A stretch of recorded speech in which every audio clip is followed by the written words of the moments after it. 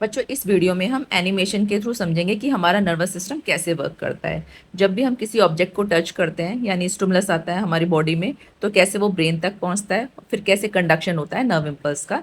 तो इसमें हम जो टॉपिक्स कवर करेंगे वो है कंडक्शन ऑफ नर्व इम्पल्स, यानी एक न्यूरॉन में कैसे नर्व इम्पल्स ट्रांसफर होगी। फिर हम साइनेप्स के थ्रू यानी एक न्यूरॉन से दूसरे न्यूरॉन में कैसे नर्व इम्पल्स ट्रांसफर होगी, और उसके बाद रिफ्लेक्स सेक्शन। तो ये 3 टॉपिक हम इसमें कवर करेंगे। सबसे पहले स्टिमुलस को रिसीव करते हैं रिसेप्टर्स, जो कि हमारे सेंस ऑर्गन्स पे प्रेजेंट होते हैं। उसके बाद सेंसरी न्यूरॉन उस इन्फॉर्मेशन को लेके जाती है हमारे ब्रेन तक, सेंट्रल नर्वस सिस्टम तक। उसके बाद मोटर न्यूरॉन इन्फॉर्मेशन लेके आती है और हम उसके अकॉर्डिंग रिस्पॉन्ड करते हैं। ये प्रोसेस बच्चों बहुत ही फास्ट होती है, विद इन मिली सेकेंड्स हम रिस्पॉन्ड करते हैं किसी भी स्टिमुलस के लिए। सबसे पहले हम समझते हैं बच्चों कंडक्शन ऑफ नर्व इम्पल्स, यानी कि एक न्यूरॉन के अंदर नर्व इम्पल्स का ट्रांसमिशन कैसे होता है। इसको हमने 3 स्टेप में डिवाइड किया है। सबसे पहला है हमारा रेस्टिंग मेम्ब्रेन यानी कि रेस्टिंग पोटेंशियल, फिर है हमारा डीपोलराइजेशन, और थर्ड है रीपोलराइजेशन।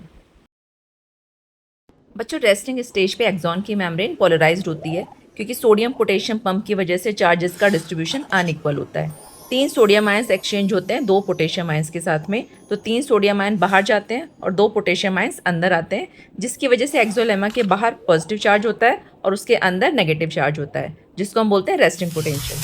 जैसे ही कोई स्टिमुलस आता है तो सोडियम चैनल्स ओपन हो जाते हैं और सोडियम आयंस अंदर मूव करना स्टार्ट कर देते हैं एक्सोप्लाज्म में, जिसकी वजह से जो पोलैरिटी है मेम्ब्रेन की वो रिवर्स हो जाती है। अब बाहर नेगेटिव चार्ज हो जाता है एक्सोलेमा के और अंदर पॉजिटिव चार्ज हो जाता है, जिसको हम बोलते हैं डीपोलराइजेशन।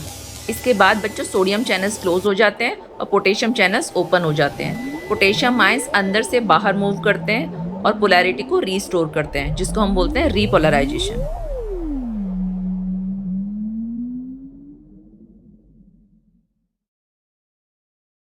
अब आते हैं बच्चों हम अपने नेक्स्ट टॉपिक पे, जो है सिनेप्टिक ट्रांसमिशन, यानी कि एक न्यूरॉन से दूसरी न्यूरॉन में कैसे इन्फॉर्मेशन ट्रांसफर होती है, ये हम समझते हैं। बच्चों ये है chemical transmission of nerve impulse. जैसे ही एक इलेक्ट्रिकल इम्पल्स आती है एक्सॉन की एंडिंग में, साइनेप्टिक वेसिकल्स मूव करते हैं मेम्ब्रेन की साइड, वो न्यूरोट्रांसमीटर्स को साइनेप्टिक गैप में रिलीज कर देते हैं। नेक्स्ट न्यूरॉन में जो रिसेप्टर्स प्रेजेंट होते हैं वो उसको रिसीव करते हैं और फिर से केमिकल इम्पल्स को इलेक्ट्रिकल इम्पल्स में कन्वर्ट कर देते हैं।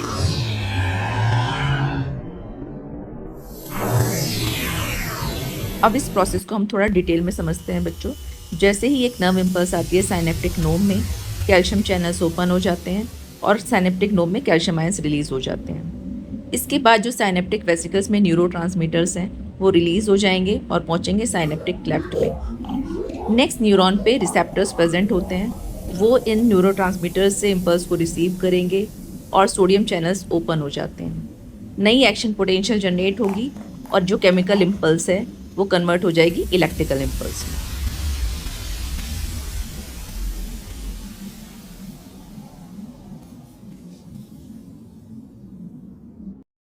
लास्ट टॉपिक है बच्चों रिफ्लेक्स एक्शन, जो कि सडन इनवॉलेंट्री एक्शंस होते हैं जो हमें हार्मफुल सिचुएशंस में प्रोटेक्ट करते हैं। सबसे पहले स्टिमुलस से इन्फॉर्मेशन रिसीव करते हैं रिसेप्टर्स। रिसेप्टर से इन्फॉर्मेशन जाती है सेंसरी न्यूरॉन को। सेंसरी न्यूरॉन इसको ट्रांसफ़र करता है स्पाइनल कॉर्ड को, सेंट्रल नर्वस सिस्टम को। वहाँ से फिर मोटर न्यूरॉन इन्फॉर्मेशन को लेके जाती है इफेक्टर ऑर्गन तक, और फिर हमारा इफेक्टर ऑर्गन अकॉर्डिंगली वर्क करता है, रिस्पॉन्ड करता है अकॉर्डिंग टू द सिचुएशन। बच्चों इस चैप्टर का फुल एक्सप्लेनेशन वीडियो मैं ऑलरेडी अपलोड कर चुकी हूँ यूट्यूब पे, तो आप उसका लिंक मेरे डिस्क्रिप्शन से ले सकते हो।